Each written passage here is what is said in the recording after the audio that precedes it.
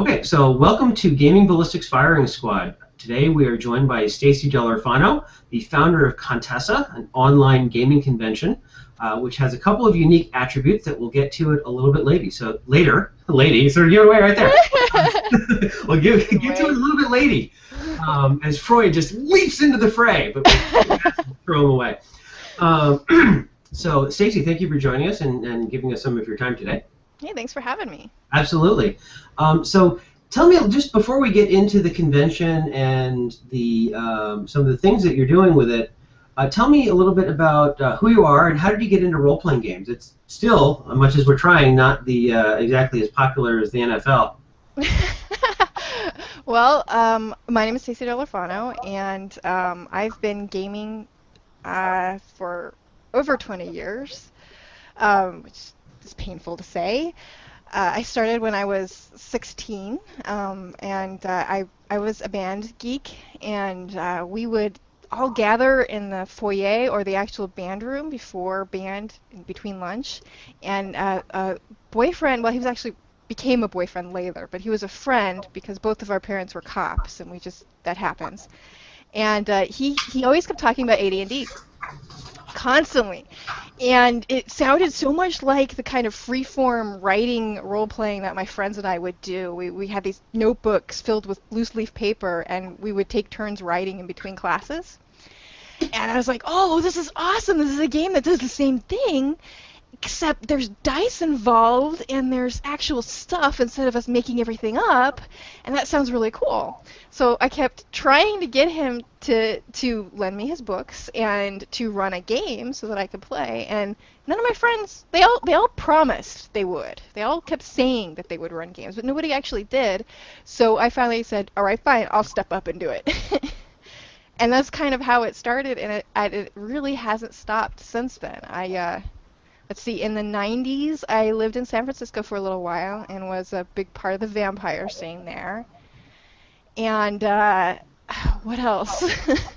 Oh, I ran Mushes and Muxes, which are, I don't know if you've ever heard of them, but for anybody else who's listening who also hasn't heard of them, they're online text-based role-playing games. And a lot of it is free-form, and there's also a lot of it that actually has stats associated with it, where you'd actually have a character sheet, and there are actually rule systems put in place, and there's code actually put in place to actually handle basic roles and stuff like that.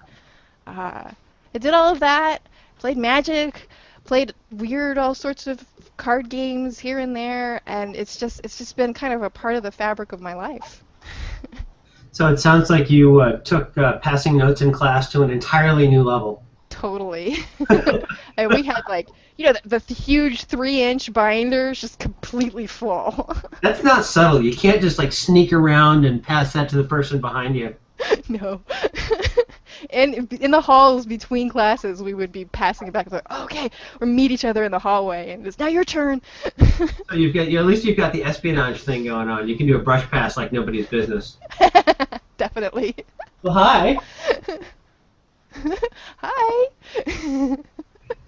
So we'll have a visitor. Anyway, so sounds like between the freeform fiction and the type of games that you were interested in, were you more of a rules light, rules heavy? Did you just play whatever? I mean, D&D you can go either way with. Yeah. The D&D games that I ran were pretty rules light, but I don't really have a preference one way or the other, to be perfectly honest. It's more like one of those things where I play what's interesting to me at the time. So I've played both. I have to say that if we talk about rules light and rules heavy between, say, D&D 3.5 and 3 and old school D&D, I prefer more the old school D&D approach because I don't have any miniatures, and it just sounds too complicated. I haven't ever gotten through any of those books actually entirely. So I started to do a review of the Pathfinder core rule set, and I got to the 110 pages of magical spells. Yeah. It just hit a wall. Yeah. So, and I'm a GURPS player. Right? I get it. It's just, I mean, and to be fair, that really didn't have so much to be. I mean, it's a great platform and the detail that you can get with that many spells. But Right. I wasn't going to do a page-by-page review. Right. Um, and so, I just was going to pick out a couple of them, and I did do the how to structure magic, and then I was going to move on, but I got distracted. Squirrel. Uh, so, is there anything that you sort of alluded to it in terms of complexity or what you have to keep track of or what feels good at the time for as a game? Is there anything that makes you run screaming in terror from a way a game is played or rule set? uh, a large number of story games make me run screaming. Mainly because just the ones that are centered around exploring your feelings and your emotions on a particular subject, that's not really what I game for.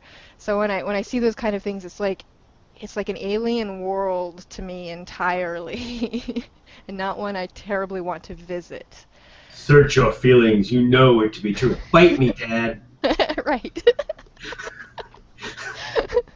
Exactly. you know, if I wanted angst, I'd go to work. Right. Um, I think maybe it's because I got plenty of that in my days mushing and writing fiction and stuff like that. That's all we were about. I played a lot of X-Men games too, and the X-Men are very angsty. Very. it's something that yeah you don't really see. Oh, I guess there have been a couple iterations. I was never huge into comics, although I like them, and I'm getting more into comics with Short Stack, who was behind me, who really loves the comic books. She likes Yeah. I think she would turn herself into Wonder Woman if she could. Occasionally, she's tried to turn me into Wonder Woman, which is slightly more problematic because I don't fit well into the suit. My wife, on the other hand, a little bit better. Um, You should but try. but the that's the one thing about the Marvel guys is that they've got real psychologies behind them. Usually they're complicated and occasionally painful. Yeah. Batman's, I guess, taken that a whole different way, but I'm not really qualified to do literary criticism on comic books. I just occasionally enjoy reading them, I suppose. Yeah, So me neither, really. you did sort of give me the opening. I'm going to take it. So it sounds like you got into game mastering early on, largely because you couldn't find someone to play with. Yeah. There's always that person that's always the GM trademark. Right. Um, yeah, that was me. And I always wanted to play, and I always got mad because I would go to the gaming store and I'd find a new game that I wanted to try out, and I always wanted to play these games.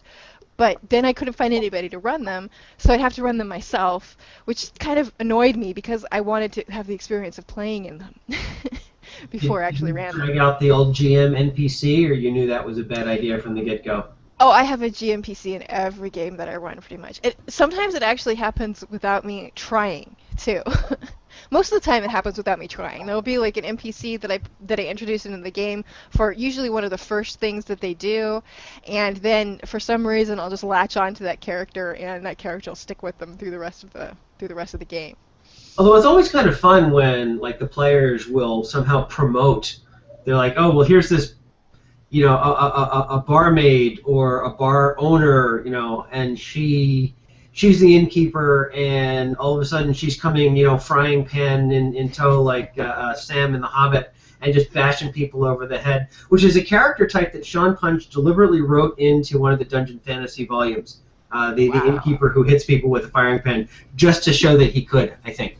Um, the combat innkeeper, I guess. Yeah. And but it sort of leads into it. And did the what led you to start Contessa? Actually, let's back up. What is Contessa? Okay. And what led you to start it? Contessa is a completely online convention that's run exclusively by women. And by that, I mean that every event there is either GM'd or moderated by a woman, by somebody who identifies as a woman. I'm not picky about that poor part of it. And it's apolitical in nature, and by that I mean that we don't we don't ever have any panels or discussions that fall into the broad category of women in gaming, which tends to be discussing the more political aspects of both feminism and gender politics and those kind of things.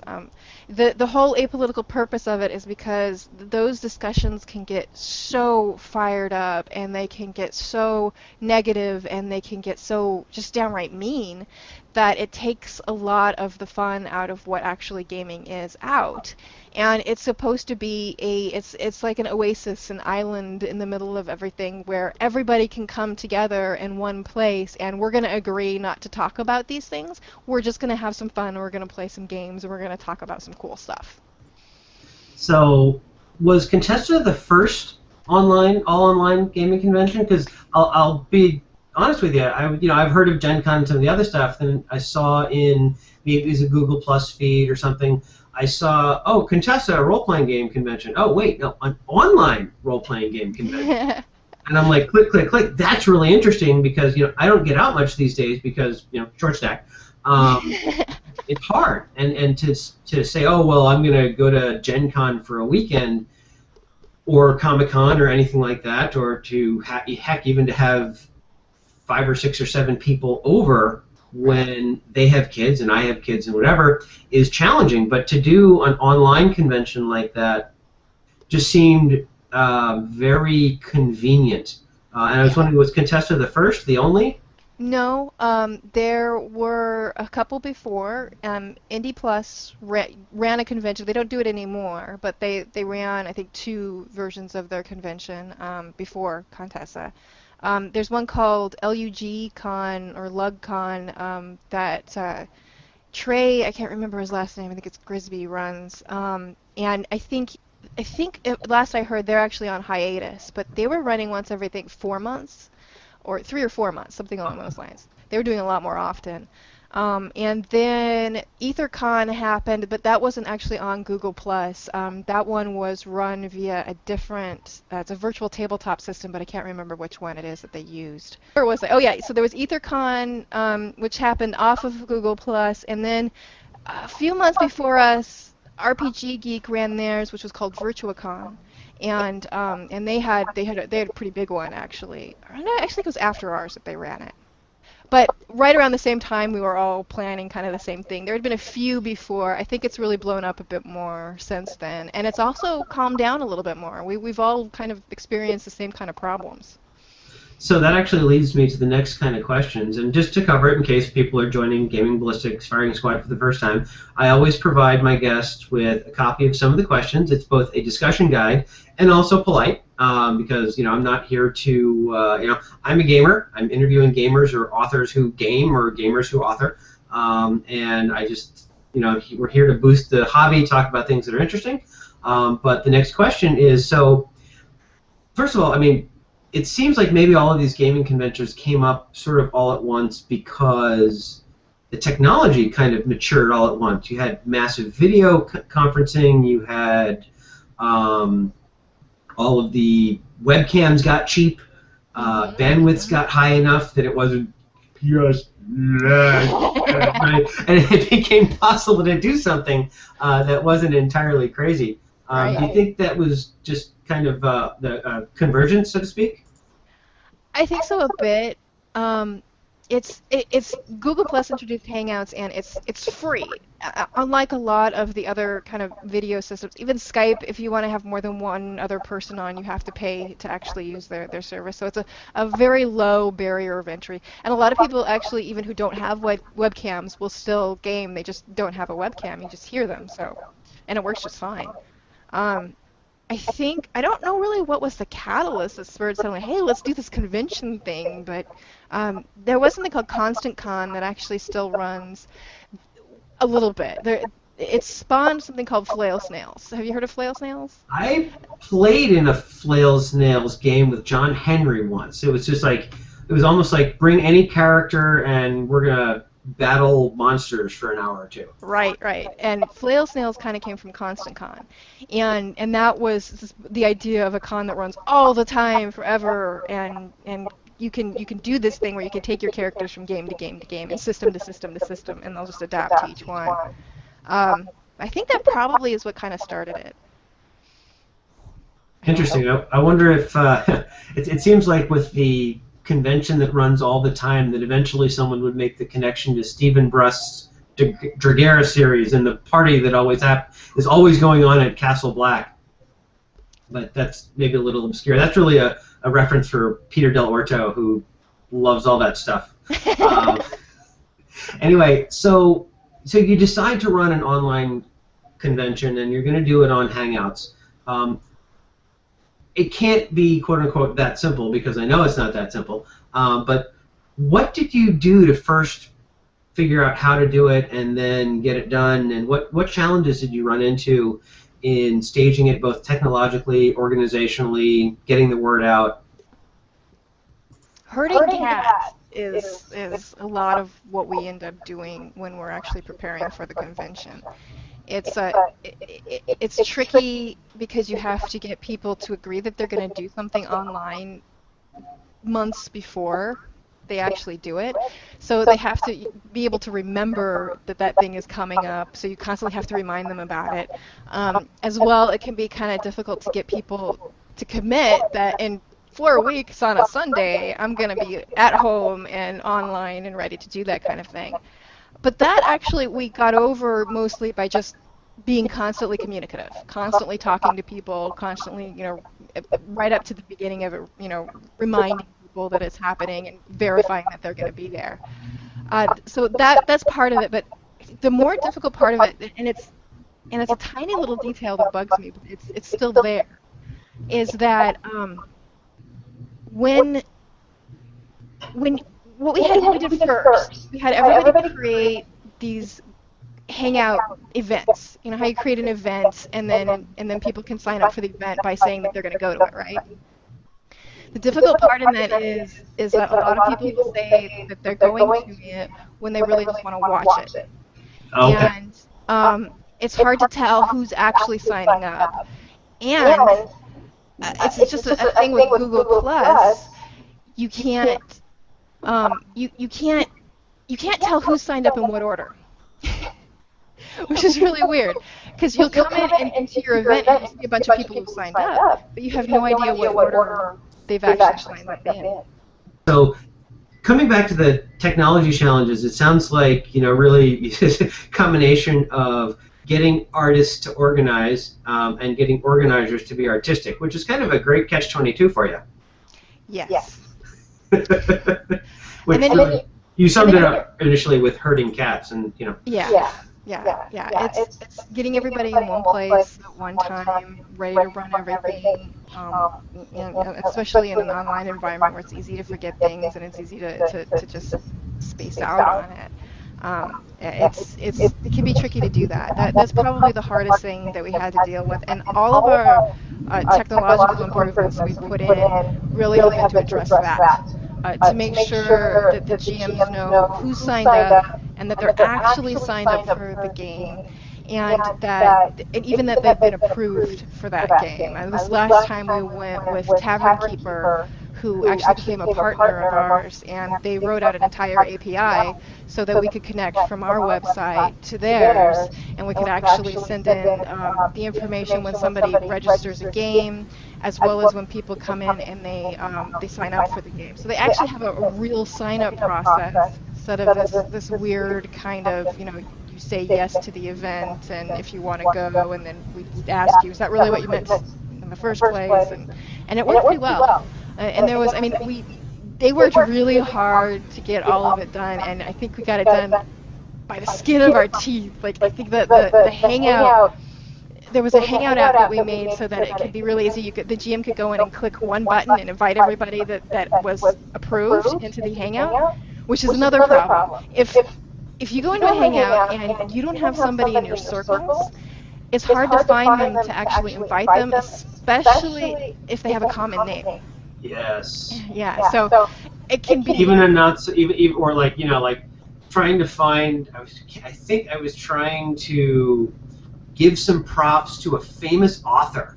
Maybe it was like Elizabeth Moon or something like that. And there are a lot of people with either that name or they have a group called Elizabeth Moon because they love her so much. Yeah. And they just decided to name themselves after this person. Wow. And so lather, rinse, repeat. And I'm like, I have no way of Right. linking in to Jim Butcher or Elizabeth Moon or who did I just drop a nice note to? Lois McMaster Buchholz. Really actually hard to find unless you've already been friends with them. Right. And So, and that's really hard to do, and especially now. So imagine that with GMs who are, some of them at least, are brand new to GMing. Many of them were brand new to doing it online. So trying to get over those technical barriers in order to make sure that they knew how to do that was difficult. And this year we actually made it so that we didn't have to worry about that so much. They could just go in and click a button and it was done. no, that's really handy. Do you have any other kind of a wish list for other developments that would make online gaming or online gaming conventions even easier? The event preparation part is probably, it could really use a lot more support around it. Since Google Plus changed some of the way that Hangouts on Air are done, it's actually even caused a few more problems in that now when you share a Hangout on Air event, it comes up and asking you if you want to watch it rather than if you want to attend it, which is a little bit different. I ran into that today for the first time. Yeah, it's interesting how it's like that. And what was some of the other ones are, and because of that, we have a community. We have a Contessa community, and because I don't like spamming everybody with inviting them to all of the events and the whole public, what we do is we have everybody invite the Contessa community, and then what we do is we tell anybody who wants to be involved with Contessa, who wants to participate in it and come into the game, stuff like that, to join the community, and then they get invited automatically to all the games. But what I found this year is that the way that the new scheduling and hangout thing goes, if you don't invite the Contessa community, like as you're creating the event, you can never go back and re-invite the community, and it doesn't show up in the community's events list. So, and that's something that Google would have to fix. Right. So, there's not much that I can do about that. Right. But it is interesting because this kind of virtual presence, whether it's like telepresence like we do in my company where you've got these awesome, like, 372-inch TVs, and it's basically they've got the cameras set so that the people are actually one-to-one scale. Yeah. Right. So it's huge. It's a very expensive. It's got to be. But it's like it's a couple rows of conference seats, and as you're looking at each individual person, it's true fidelity. So it really works out. That's it's a bit of a step forward from kind of the at the desk thing, but it is that sort of thing where you say, hey, in order to really make this work, you need to feel like you're there. With the addition of being able to do maps or die rolling, or have people observe but not eat up too much bandwidth. Right. So I mean, it is kind of an impressive wish list. It would almost, there was an old joke when I was consulting that pornography drove technology because it was the first online secured. Right. I mean, it was. What was that? I did a paper on that. Oh, okay. But it was secure online e-commerce. It was video streaming. Live chat, all kinds of stuff that are now kind of a part and parcel with the business climate and business communications today. Mm-hmm. I'm almost wondering if this kind of massively parallel communication, online convention, virtual convention will just get bigger and bigger until that this is the type of event that drives the technology. Because honestly, a virtual orgy just wouldn't work. True, maybe. Sorry, I just broke your brain. I apologize. There's ways to do. No. With sufficiently, any sufficiently advanced technology will eventually get squicky. But yeah, that's true. Clark never wrote that, but he should have.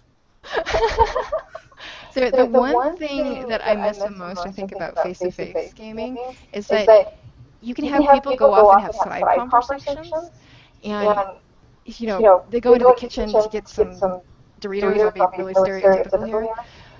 And they can have a conversation about whatever it is that's happening, but you can't really have those kind of side conversations in a video game because everybody can hear it and you're all the same volume level all the time. You could do it in chat, but still it's not the same. It's not the same kind of experience. I don't know if that's even possible, but it would be interesting because I bet you could do it because you've got the video streams along the bottom. Mm-hmm. You could probably tap somebody, click on them, say invite to sidebar.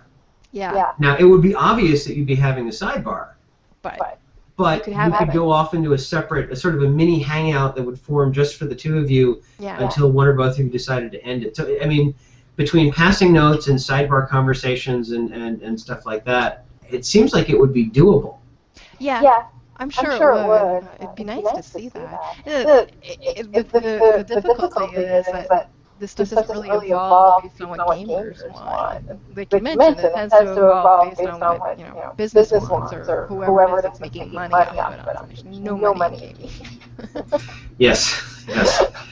I was having a conversation with somebody else and looking at someone saying, oh, someone should do this or this or this, and it happened to be Steve Jackson Games or whatever. It's like, go on to E23 and download the reports and look at what they're doing and no, I'm just happy that they're really still interested in doing this stuff because honestly, do the math. Right.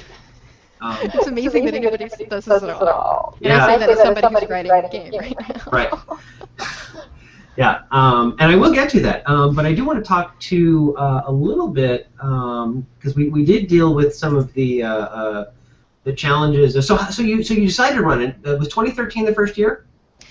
Yes. It actually I started planning and designing it at the end of 2012. I think it was. The idea came over when I was on a trip to Phoenix with my husband for Thanksgiving, and there was another one of the huge online gender wars happening at the time, and I was like, it would be so great if women could get together and run games and run an event like this without all of the heaviness of the politics and without this expectation that if you're a woman in gaming that has any feminist inklings at all, that's the only thing you want to talk about. And it was because for a really long time, I started getting in all those conversations when I first got on Google+, which was mid-2012, maybe early 2012. I had been on it longer, but I really actually started using it in the beginning part of 2012. And I started getting plussed into nearly every conversation that had anything to do with gender politics, and asked to sit on panels that were only about talking about gender. And I didn't want that. I'm a gamer. I write games. I run games. I want to talk about gaming. And I'm a developer, so there's another field that I have to deal with being in a male-dominated environment. Actually is. So it's like, and even there, I want people to see me for what I can do and what I have done, not necessarily what my politics are or what my beliefs are or any particular gender-associated thing. So it was right around then that I just got fed up with it, and I wrote this document that was really raw, and it showed my emotions far too much. But they kind of got the idea out there and kind of seeded it. And I actually called it Lady Con, which was a horrible name. It's awful. But I guess it's hard to step away from politics with a name like that. Yeah, very. It was just a working title more than anything. And I had people actually ask for some ideas. And somebody actually came up with Contessa, and then somebody else came up with capitalizing it the way that we do now. So. It was pretty awesome. I like it. That's cool, and it does get into the. It's something that it's going to be hard to talk about in a way because on the one hand you say, all right, you're in a situation where everything has to do with potentially has to do with gender politics. Right. So you're trying to create an environment that is something where women, can be gamers. Right. Not women gamers, but gamers. Right. And yet, by saying, okay, we're going to create an environment in which women can be gamers, it's going to wind up being political, even though, or it's going to come, so it's going to seem political. I mean, it can be identified as political because it's like, oh, well, why if you're just being gamers, can't you just go be gamers? And the answer is, well, we can't, because we haven't. Right? You know, if every time that I go online to game, it's as a woman who games rather than a gamer who has to be a woman, happens to be a woman, not has to be a woman, it's not relaxing. No. And it's no longer a game, and it's not fun. Right. So the other thing that seems to me that's interesting about Contessa is, you know, so you found yourself saying, okay, damn it, I'm going to run games. And so you did. And Contessa, one of the nice, interesting things about it is that it basically says, okay, we're going to offer that opportunity up to everybody. Any woman who wants to run a game, who can meet the schedule and be creative and commit the time, bring it on. Right. How many games were run in 2013 and 2014? 2013 we had, I don't know how many with the breakdown was. We had 42 total, 42 or 43 total events. Okay. Of those, 38, I think this was 38 or 39 of them actually went off. There were only a couple of them that got canceled, and they were mostly technical difficulties that caused the canceling. Somebody's internet went down, or their computer's microphone just stopped working altogether. I have no idea what that's like. Right. And those were the only real problems that we had. And the only game that didn't get enough people was the one that was on Monday. Nobody wants to play games on Monday for some reason. It's like the technical talk at the convention that's Thursday after lunch. Right. That was the very first paper that I ever gave. It was at, I think it was TMS, or I can't remember what it was, but it was in Denver. And it was my talk. I was an undergrad, and I was giving a talk on metallurgy. And it was like, 20 minutes at 1:30 the last day of the thing. And if I was talking to myself, it would have been crowded. There were like 2 people in the room. Yeah, and one of them was the professor that I had collaborated with. It was really not exactly something to give you the warm feeling that you're making a contribution to the sciences. Yes. Anyway, so there is there is a challenge in running a convention that is basically all women in the captain's chair. Don't have a problem with it. It's a great opportunity, but it is sort of say, to discriminate is to choose, and you're choosing to have people running those games who are women. That's one definition of discrimination, yeah. I mean, and that's the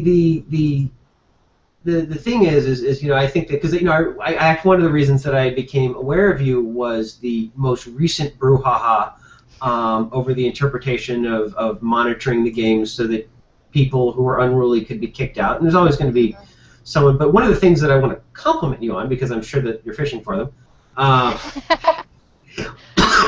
you really handled it well. Oh, thank you. I mean, people were slinging a lot of crap your way. Some of it more rational than others.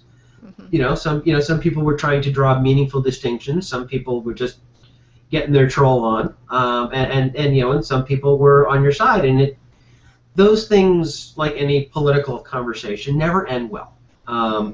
But I thought that you came in, said what you needed to say, and then when things got too heated, you're like, I got a con to run, thanks. And so, and as someone who has a little bit of a thin skin occasionally, that would be me, I was impressed. You kept your flame retardant suit on for an awfully long time. So how do you draw the distinction, or at what point do you think, is Contessa always going to be a venue for women to sit in the captain's chair? As often as it exists, as long as it exists, yeah. Really, some of the I've been attacked by both sides. There's the yeah. That's just mean.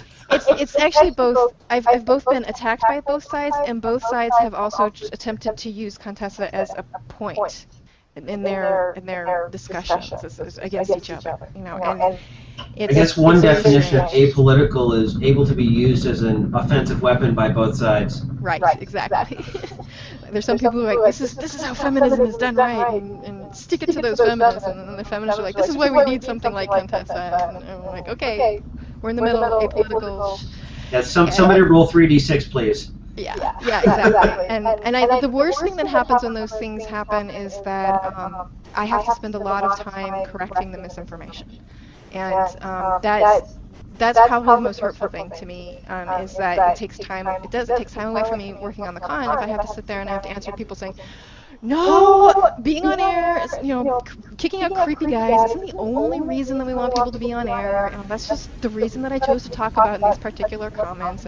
Or at the beginning of the year, there was a group who insinuated that Contessa had denied access to or purposefully left out prominent women in the industry because of their politics.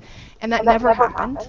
We've never done anything like that. They're perfectly welcome to come, just like everybody else is. We don't do that. If they tried to put in a women in gaming event, then I'd say no. But as long as everybody participated and followed the rules, which everybody has, it's really not a problem. So it's really kind of a tricky thing to deal with. And it can be painful at times. I don't understand. One of the criticisms that we got was that a gaming convention, and you kind of touched on it a little bit, but a gaming convention that's specifically made to be run by women cannot be apolitical. It is a political act in and of itself to create a gaming convention that's run by women, and that. Nobody's ever really explained that to me or why they feel that way. They just say it, and everybody around them says, yeah, you're right, but I don't really understand it. Contessa doesn't care what your politics are. Contessa doesn't care where you came from or what your views on gender equality are. It doesn't care whether or not last week you got into a fight with somebody on the internet over it. It doesn't care if you do it tomorrow. It doesn't care if you do it during Contessa, so long as you're not doing it on our forums or anywhere in our games.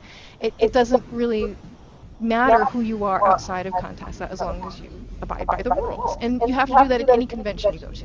There's absolutely no difference in our convention than a lot of conventions that have. This is an anime convention. You're not going to come in and talk about westerns at an anime convention.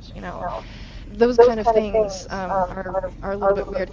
To get back to the discrimination issue a little bit, the thing that bothers me about that a lot is that in no way is Contessa denying opportunity to people. Discrimination, the worst parts of discrimination, particularly when it affects women, is it denies them opportunity.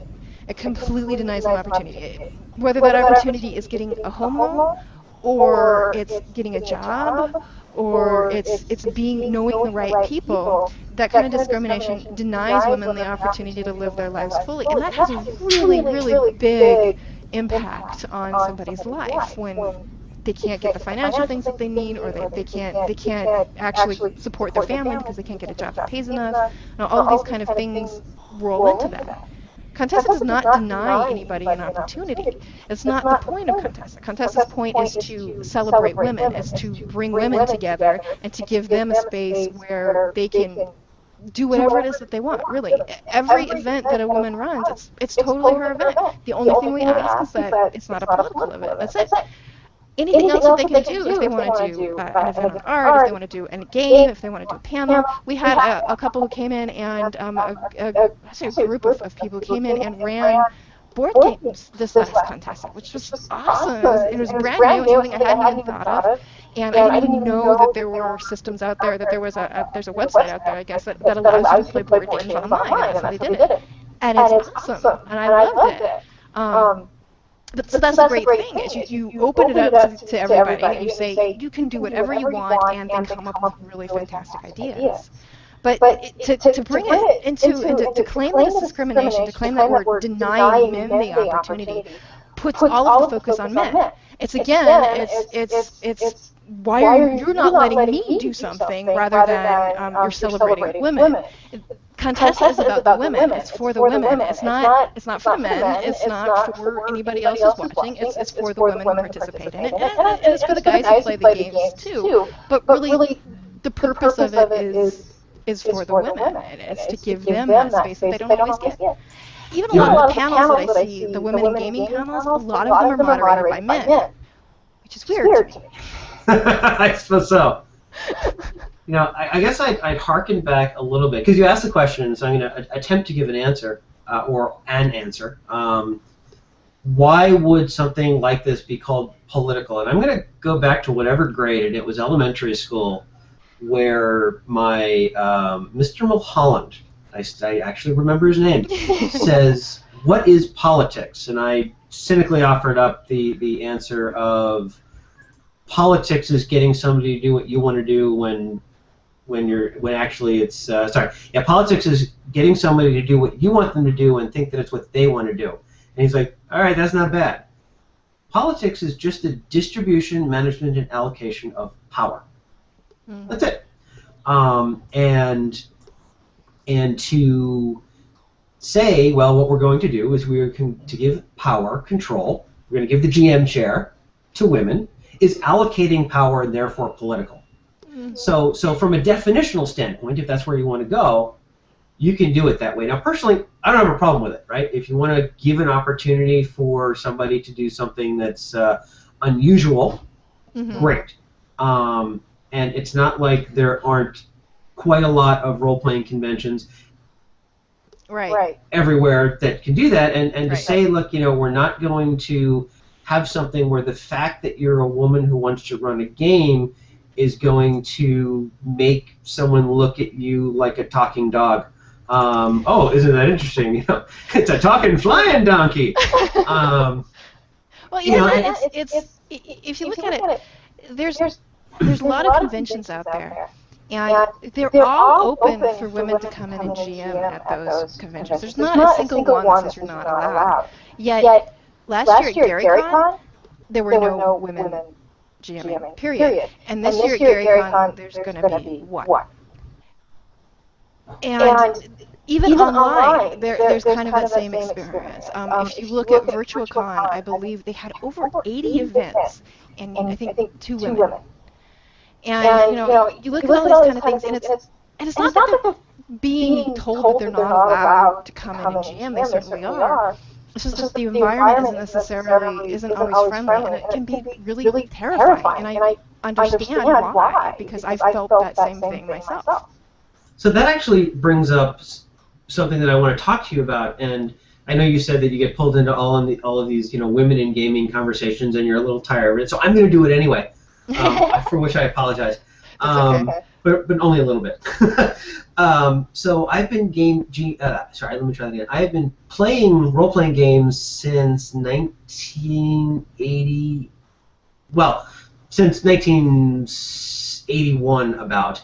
But really in any serious way since high school. And when I got to college at Rice, I can't remember a gaming group that didn't have women in it. And eventually we had like 20 people playing a Star Wars game.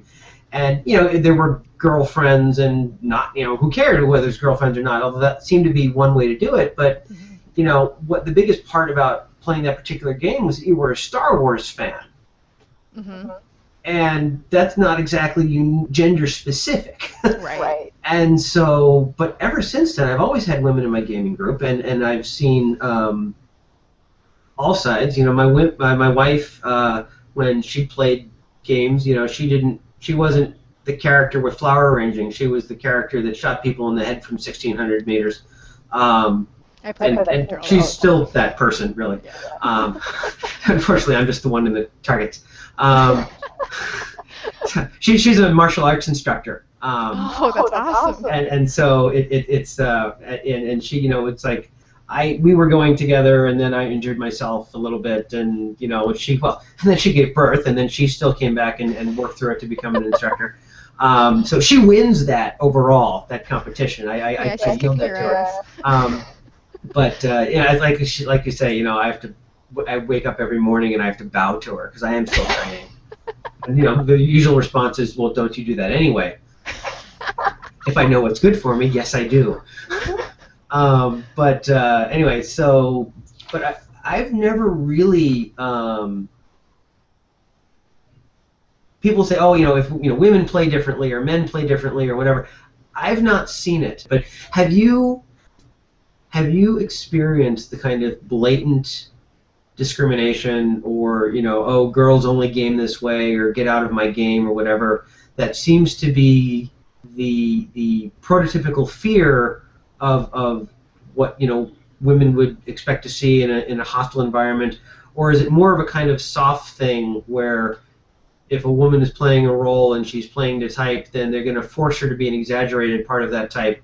Or if a woman is wanting to take on a feminine quality, it's an eye roll and, oh, here comes the woman doing this. What have you seen that made you say, damn it, I'm going to run not just my own game, but a national convention for women in gaming? I haven't seen the overt stuff, not in role-playing games, not tabletop games. I worked in the video game industry for about a decade, and I saw a lot of the visceral, immediate girls don't play games reactions. But even then, it was still kind of, it was almost tongue-in-cheek. They knew that girls played games, but I had a marketing director once tell me, and she was a woman too, that they know that their marketing is always 18 to 35 males, and they have no reason to even attempt to market to women. Which is funny, but because a bit of a vicious circle there, probably. Yeah, but this was for an MMO, and I've seen more women in the video game world playing MMOs than I've seen pretty much anywhere else. So it's kind of a weird thing to say for that. But I haven't really had that kind of experience, and that may partially be because I sit in the GMC an awful lot. But so I always tell my husband, it's so easy to deal with the guys who are overt sexist. They're simple to dismiss. It's in this day and age, somebody who acts like that, most people are like, what is wrong with you? and if they're not, if there are people who still insist on hanging out with them, they're definitely people I want to have nothing to do with. And so it's easy to figure that out. It's like, okay, you're completely dismissed. I'm gonna go find somebody else to play a game with. What's harder is the softer stuff. What's harder is the kinds of things that you see, like, for instance, if I post a question on Google+, and I do this frequently because I'm in the middle of designing a game, where I ask for people's opinions on how they like to use them. Like, for instance, I'll ask, in games with combat systems, do you prefer games with dice pools, or do you prefer games where you only roll 1 or 2 dice? Which do you like better? I'll get a few people who actually respond to the question that I've asked, which is to ask them their opinion, to say, oh, here's what I like. But I'll always get quite a few guys who come in who think that they're being helpful, and what they actually end up doing is patronizing me by telling me, this is what you should do with your game. Or, they don't answer the questions being asked, they answer the question that they think I'm asking. And the reason that I'm asking that question. Oh, you're designing a game, so let me tell you how you should design a game. But if you look at it, when I look at a lot of men asking the same questions, the answers are completely different. That's a little bit more of a camaraderie. Oh yeah, I was in this game and they did this and I hated that. Or I was in this game. And sometimes in many cases, because we're in such a small community, it's the exact same people responding differently to two different genders, really. So that's one of those kind of little soft things that you hear. And then there's other things like I'll be in games and a guy will swear or he'll do something crude or something along those lines, and then he'll suddenly stop himself and say, "I'm sorry." Like women can't possibly handle somebody swearing or being crude in a video game, and I hate that. It's something that I have to deal with all the time. The smaller things are being marginalized so that you're not actually listened to when you talk, being talked over, having to really assert yourself, having people act like you're being annoying when you assert yourself. I've had people argue with me about even just about the mechanics of my own game. and just so you know, that's not unique to you. I've had people tell me. I actually had to reply on a forum post once saying, "Are you really trying to tell me that the game I wrote and the rules I developed, that when I'm speaking with authorial voice saying this is how I intended it to work, I'm wrong. You may do it a different way." But don't tell me that what I'm saying about my own rules is wrong. Right. And that's true. I think one of the things that scares women about jamming is that we hear those stories all the time from the guys who introduce it to us in a lot of ways. I had two of my best friends would constantly tell me about rules lawyers and about the worst people they've ever had in their games that argued with them about anything, or the people that were just plain antisocial and would make those characters that never wanted to do anything with the party. And you'd hear about them. I had a couple of those, yeah. Yeah, the thing is, they happen to both genders, but when they happen to women, it's a little bit more, it feels a little bit more personal because that happens in every other area of life as well. And a lot of times it's very patronizing and it's very condescending, and as soon as you start feeling that, it takes you out of the game entirely. And I think that's, one thing that you did say is struck me a little bit, which is, saying a curse word and say, "Oh, I'm sorry." I think some of that is a little bit. It is a little bit weird. On the other hand, it's. I think it's one of those perverse things. I think where it's supposed to be taken as sort of a compliment, saying, "Oh, I'm going to be on better behavior in front of people of the opposite sex than not." Right? I mean, it's sort of the last vestiges of sort of, I don't know, chivalry or manly behavior or whatever you want to call it. I guess what you'd really like to see is that people were on their best behavior either all the time or none of the time, and it's the oscillation that's jarring. Right. It's it comes from the idea of why do you feel like you need to be more polite to women than you are to men? I mean, is it because we're the gentler sex, or what is it? Why would you act differently around me than you would around the rest of your male friends? It's to me, it's kind of like, I don't want to be treated special. I want to be treated like your friend. If we're friends, I want to be treated the same way you treat your other friends. That's part of it. I started out as a systems administrator, and I worked my way into a software engineer, and I'm a front-end developer now. But through all of the stages of my career in tech, I've experienced every single time coming in and having my boss talk to the other men and say, "Now, a woman is going to be joining this team." And other guys who I became friends with on the team would tell me about these things. And so that means that you need to be a little less crude, and you got to be a little nicer. You can't say the things that you do normally. You have to tone it down.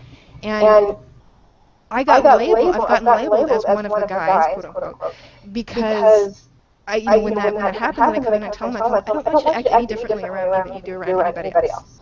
I'm just a person, just like everybody else is here. We're all part of the team. I want you to treat me equally in every way, and every way possible. And that means not toning down your language just because I'm in the room.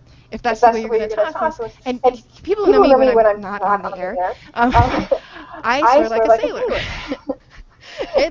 It's F-bomb this, F-bomb that. It's constantly all over the place, and I say nasty things all the time. So it doesn't. When people tell me that they're going to tone down their language for me, it's even more hollow. It's like, fine, then I'll be the one who's swearing up and down, and you can just sit there quietly. Yeah, I've actually had a sort of the opposite experience in that I'm a manager, and I was giving a female employee of mine a team lead position. And I was like, now look, you talk over these people if you need to. Yes. I tend to do that lots.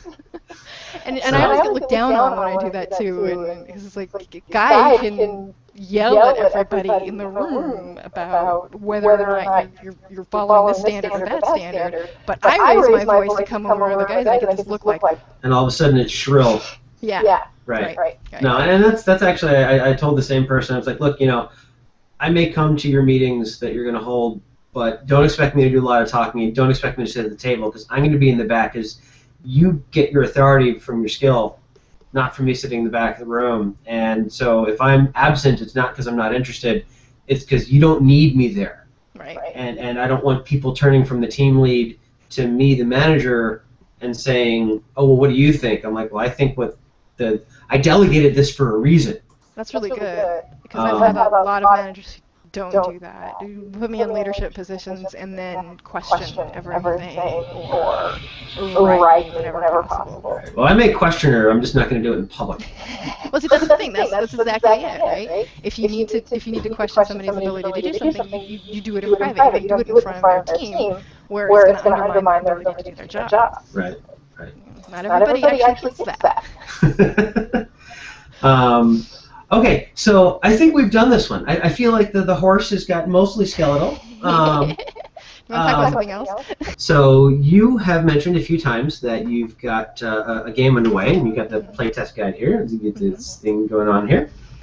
So Precious Dark is what you're developing. You've got a playtest guide. What other, is this your first effort, or are you? This is the first thing I've written from the ground up.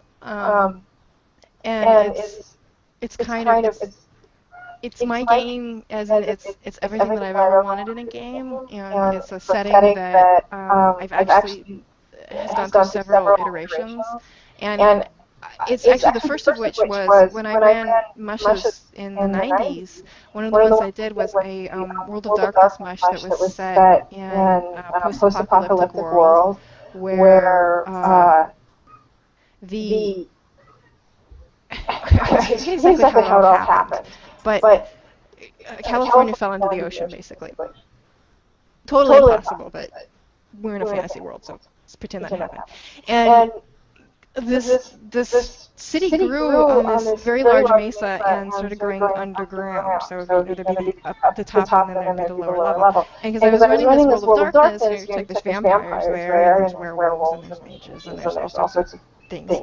And the vampires would be on the lowest level, and it's basically got progressively worse the lower the level you went.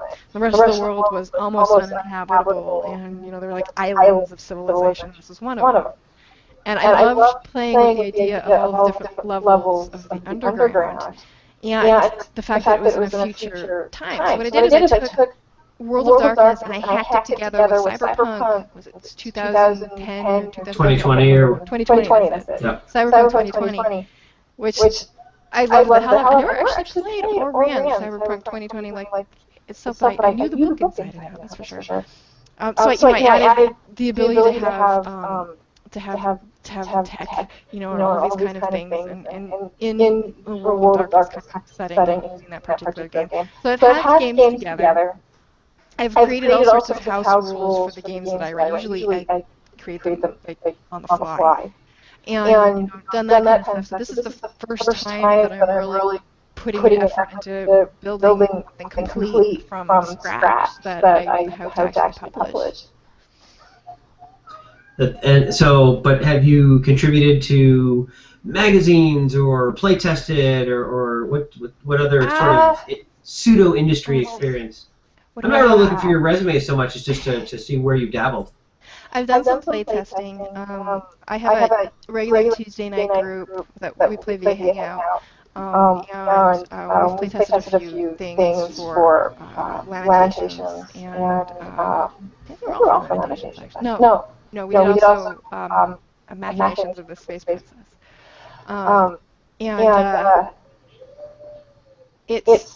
It's always been a lot of fun doing that kind of stuff. I just finished freelance. I think it's one of those things where I never actually thought of doing this in a way that was more than just me and my friends hanging out and making stuff. I think it's coming online was a big catalyst for that for me. So I just finished an article, and I don't think I'm allowed to talk too much about it, but I just finished an article that will be published in another book. Excellent. And what else have I done? A lot of little things. Right now, the big thing that I'm putting a lot of effort into is a zine that I've started called Randomosity, and it's pretty cool. It's all full color, full bleed, professionally printed. It's more than your average zine, which I didn't actually realize until after I published it. People like saying, other people who do this, they usually use photocopies and all this kind of stuff. Like, oh, well, I just wanted to be all color. It's having you sent it to me. It's very impressive. Oh, cool. It's very impressive. It's the art is. I remember reading. I was reading through it, and I got to one page, and I was like, "That is one of the best pieces of artwork I've seen in any role-playing publication ever." Wow! It was a full-face, like lizard man or dragon man or something like that, and I was like, it just popped. I'm like. And she threw this together, and it's well laid out. No, it's very well done. I have a great layout editor, and she's also one of my best staff members on Contessa. Her name is Sarah Richardson.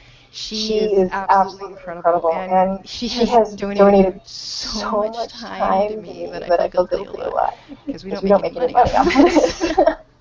But it's gotten her freelance jobs, which is, it's kind of one of the goals of Randomosity, to kind of pull people out and show them to other people that they might not have otherwise seen. And some of that was our first issue, and quite a few of the people in the first issue have actually got work out of that issue, which is fantastic.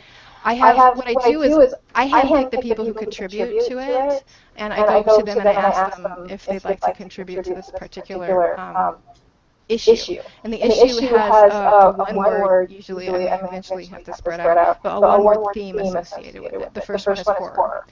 Because we put it at the end of October, so it only fit. Yeah.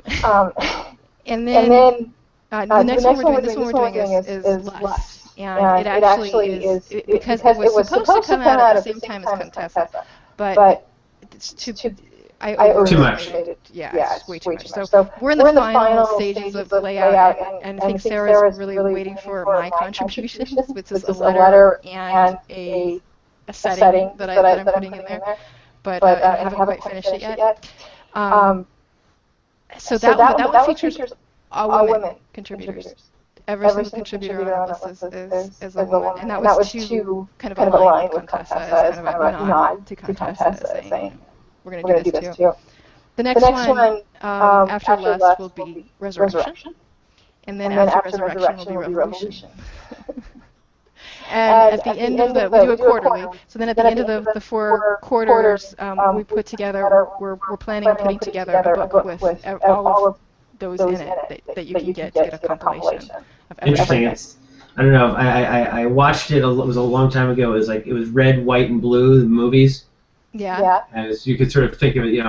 It's you're almost at the 7 deadly sins, but not quite.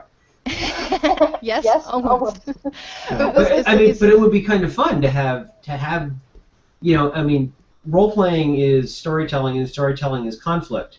Yes. And at the core of most stories, you've got something that it revolves around, and there are 7 archetypes. There are those classic 7 archetypes that usually work, where things go off the rails. Lust comes in, or horror, or whatever. It is. Horror is not one of the 7 deadly sins. It's probably what happens afterwards. Horrifying. Resurrection. I like that idea because then you can look on your shelf and say it's the purpose of it is to be inspirational more than anything, because we don't.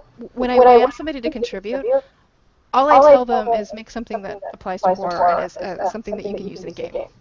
That's it.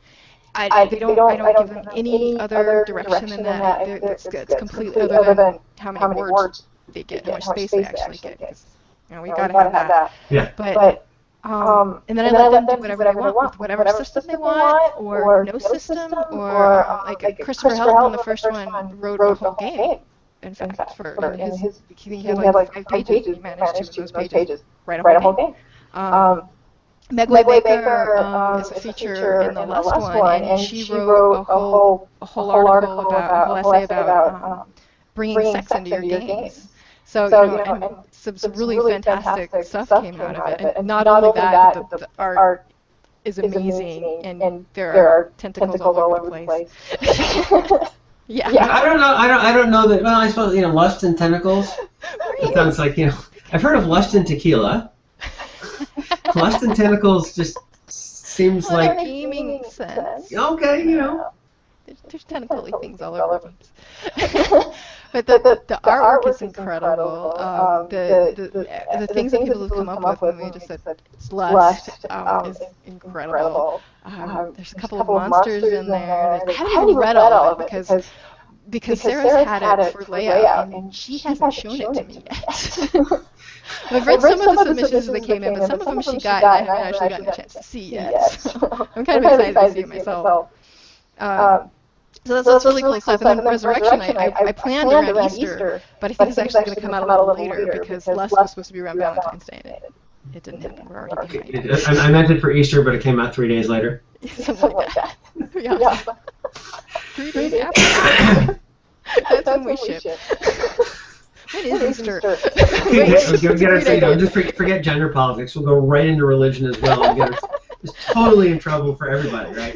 Well, one of the things I actually put in the submission guidelines for randomosity is we like controversial, avant-garde, off-the-cuff things that you're not going to see in a typical book. So I hope to see some of that. Yeah, mission accomplished then, right? Yeah, right. See what we can do. Shake things up a little bit. But everybody who contributes, they keep the rights to their work. It doesn't even have to be first publishing that we're asking for. If somebody has something that matches what they already have that they want to give us, that's fine too. And that way they can take their work and they can actually get it published elsewhere for pay, or they can use their artwork for other things.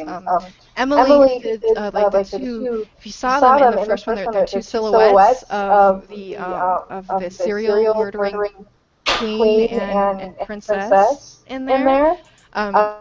She takes those and she sells cards. She sells cards. Reading cards. Which ones are those? Silhouettes. Forget what page they're on. I'm gonna do a show screen if you can tell me where they are. Dab in the middle. I think. No, that's actually Christopher's thing. It's smack dab in the middle. I had one here. What did I do? Oh. Oh yeah, here we go. I gotta throw this one up because this is. Do you mind if I? No. Yeah. See. So, this picture, right there. Yes. There you go. That one, I just stopped at it and I stared at it for about 60 seconds. Yeah, that's a good one. All right, I was like, wow, okay, that's not your typical staple it together zine. Yeah. Where are they? You found them though, right? So let's see. What were you talking about? The two silhouette kind of things. Not in the middle. I lied. Oh, the ones with the like the 17 on the page. Page 17. Yep, that's okay. I went to 18, but yeah. Yeah. Oh wait a minute. It's all awesome. Yeah. Like this one here was a little disturbing. Let's throw that up there just for fun. Yes. She has those printed on greeting cards that she sells. Because nothing says "glad to see ya" like a woman beheading another woman with a convenient mace, spiked mace, under the table. Right. Yeah. That's this one was. I think the thing that I found the most interesting and twisted about that is the kind of these 2 feet down here. They're almost the classic trucker mudflat leg thing, and I was like, wow, that's about as twisted as you could possibly get. Mission accomplished. Emily's awesome. She's great. She actually runs the International Geek Girl Pen Pal Club with a bunch of other women, and they came on, and 2 of them came on and talked about it at this year's contest, which is really cool. It's pretty awesome little setup they've got going. She's a fantastic artist. Out of curiosity, has because the people love to talk about Will Wheaton, but I noticed that Felicia Day has like 5 times the number of people in the circles. So has she? Oh yeah, she's got like 5.5 million people in her circles. Oh my cow, yeah. Oh, And I think Will is pushing about 1.5 or 2. But has Felicia? Have you reached out to her? Seems like she and your event would be I've made for each attempted other. to a little bit, but not really hard. It's there's this kind of thing with things where that women have a hard time like asking for these kind of things, and I actually fall into that stereotype pretty well. I get really anxious about just sending emails to gaming industry professionals and asking them if they would just donate a PDF to us. So contacting Felicia Day is like it's terrifying to me, even though I would love for her to support it and to be part of it. And also part of it is I think I spent a long time letting the controversy stuff get to me. This isn't the first time it happened. It happened when I first announced that I wanted to do it. It happened for the first Contessa. It happened for this one. Nothing that anybody has said is new. And by the way, none of the people who have spent a lot of time talking about what we are and starting these controversies ever talk to me for any reason, or especially to correct anything that they're going to post or they're going to talk about. So there seems to be a lot of confusion about things, and it's strange to me that if you're confused about something, wouldn't you ask the person who's responsible for it? It's crazy talk. I know, right? Nobody ever has. But they've, it's basically the same thing that comes up every year, and I try to deal with it as best I can, and I let it get to me probably a little bit too much. I think the last thing that happened, I don't know what happened, that I just suddenly became calm and collected, and I was not as cool and poised in real life as I forced myself to be in comments, because, and the thing is, I've kept my opinions about all these things to myself for the most part, because I want Contessa to shine on its own merits, and I don't want it to be about me, and I don't want it to be about my feelings or my opinions. I don't want that to take away from what Contessa already is.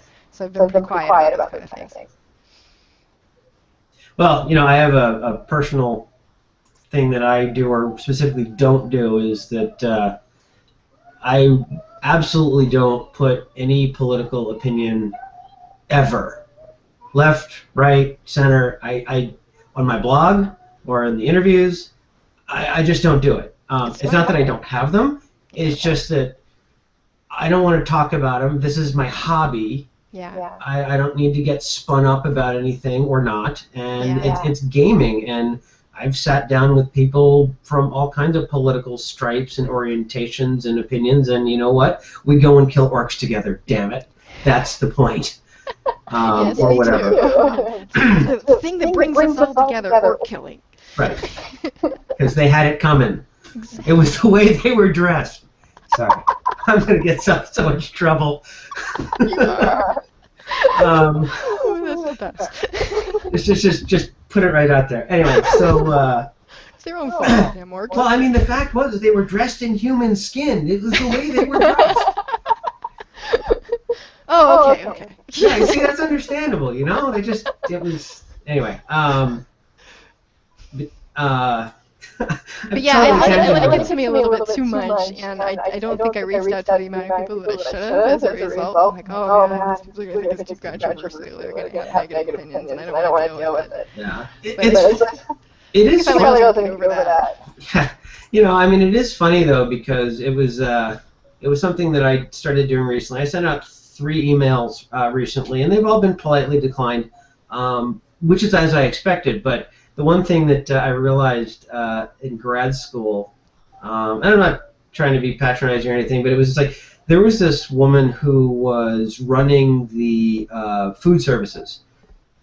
And the first time I ever saw her, I just stopped walking. It was like my heart stopped. It was just I'd never seen anybody who just was. I was like, wow. I was like, you know what? Whatever. And I just came up and said, hi, I just noticed that you were been running this place for a while and you want to go get dinner.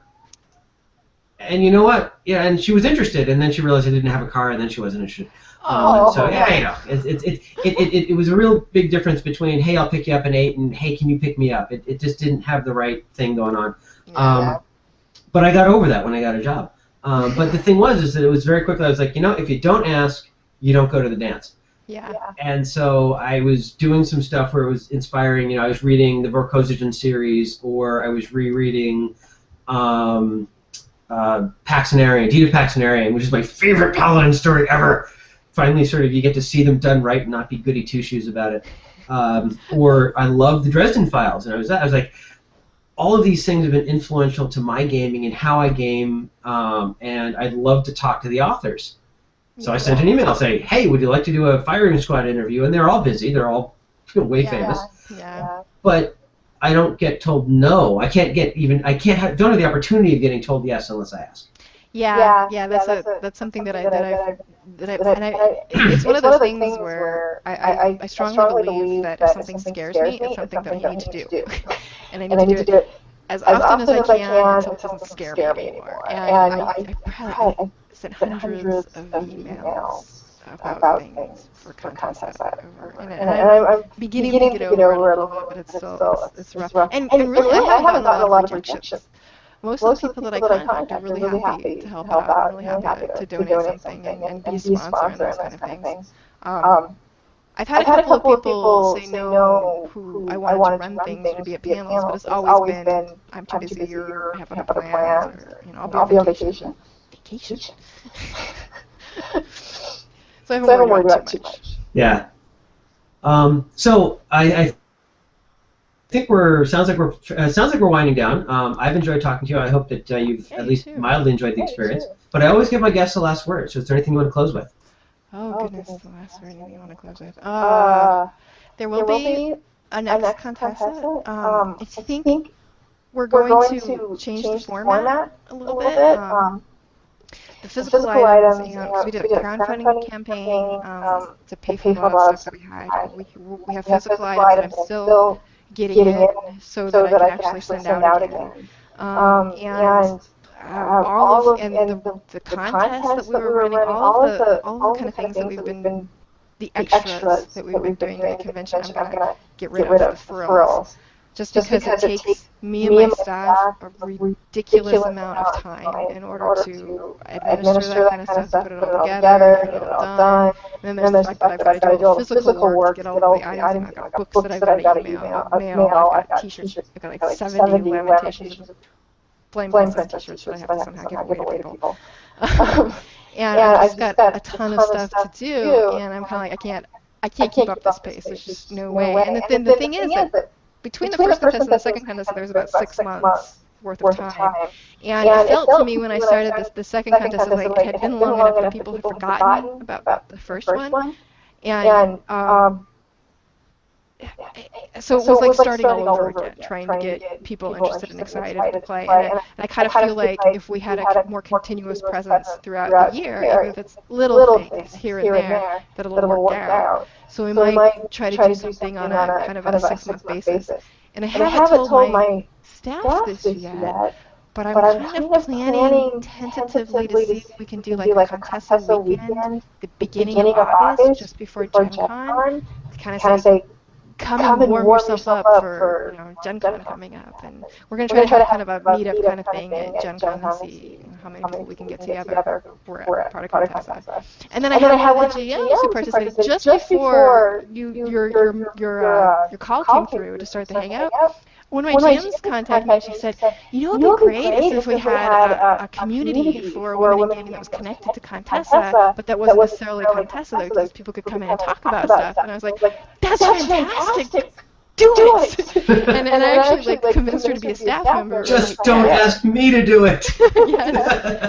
She's excited about doing it. She's like, let's come up with a great name and put it up and get it together. And she also then said, wouldn't it be great if we did something monthly, if we kind of did some kind of just an event monthly? And I'm all for it. So we're going to see how things go. It's going to change format a little bit, but you'll see some things coming out of Contessa here hopefully pretty soon, as soon as I tie up Randomosity and I tie up the last Contessa. Well, excellent. And again, I want to thank you for your time, and I enjoyed talking to you.